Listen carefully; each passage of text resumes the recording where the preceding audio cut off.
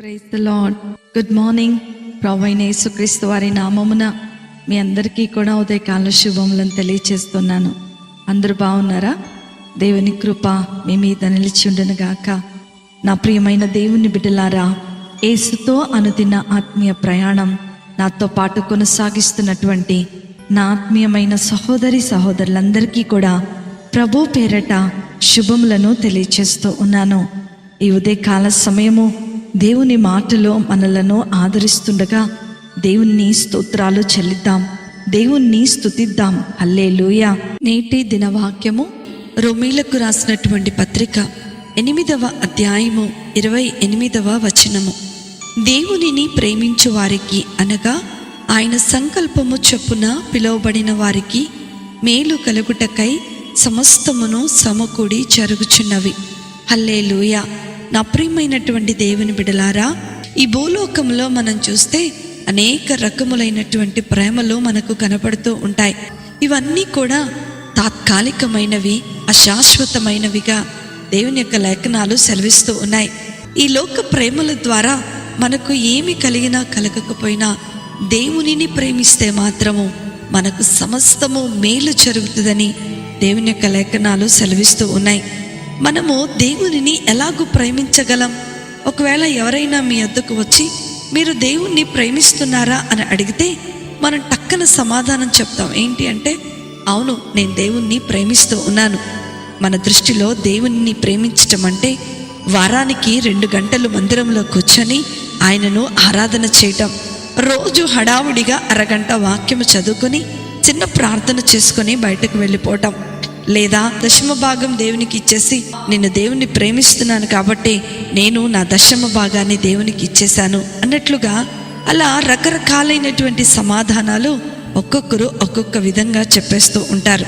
దేవునిని ప్రేమించటం అంటే దేవునికి ఇష్టమైనట్లుగా జీవించటం, దేవుని కోసం డబ్బులు ఖర్చు పెట్టటమో, లేకపోతే దేవునితో ఎక్కువ సమయాన్ని గడపటమో, లేకపోతే వారానికి రెగ్యులర్గా మందిరానికి వెళ్ళటమో, ఇవన్నీ కూడా దేవుణ్ణి ప్రేమించినట్లు కాదు.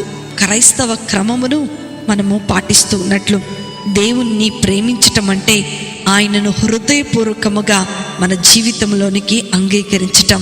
ఆయనను ప్రేమించకుండా మనము ఎన్ని వారాలు చర్చికి వెళ్ళినా అది నిరుపయోగమే. ఆయనను ప్రేమించకుండా మనము ఎన్ని ధర్మ కార్యాలు చేసినా సరే అది వ్యర్థమే అని దేవుని యొక్క వాక్యము సెలవిస్తూ ఉంది. నా ప్రియమైనటువంటి దేవుని బిడ్డలారా, ఒక మనిషి ఇంకో మనిషిని ప్రేమించటంలో స్వార్థం ఉంటుందేమో కానీ దేవుడు మనిషిని ప్రేమించటంలో ఎలాంటి స్వార్థం ఉండదు. మానవులమైన మనము తాత్కాలికంగా దేవుణ్ణి ప్రేమిస్తూ ఉంటాం.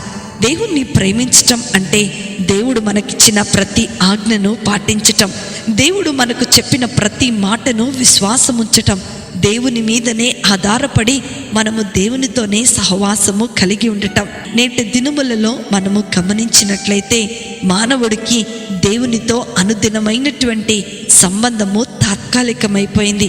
ఆయన ఈ ఉదయకాల సమయంలో నీ దగ్గర నుండి నిజమైనటువంటి ప్రేమను ఆశిస్తూ ఉన్నాడు. ఈ సృష్టిలో ప్రతి మేలు నీ కొరకు సిద్ధపరచబడి ఉంది. ఊహకు అందనటువంటి గొప్ప కార్యములు మన కొరకు సిద్ధపరచబడి ఉన్నాయి.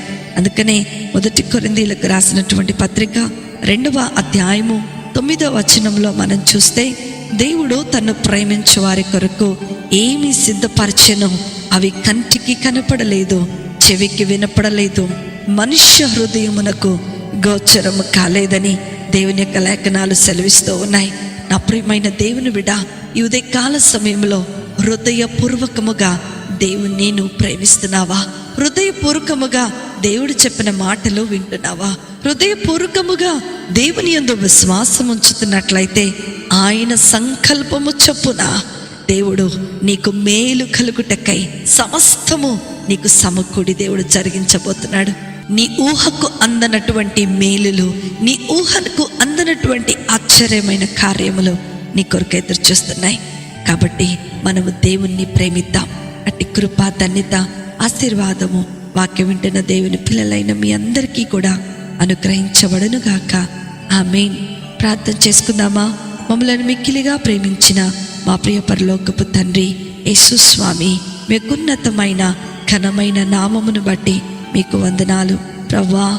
మేము ఈ భూమి మీద జీవించినంత కాలము నిన్ను హృదయపూర్వకంగా ప్రేమించగలిగే మనసులను మీరు మాకు దయచేయండి.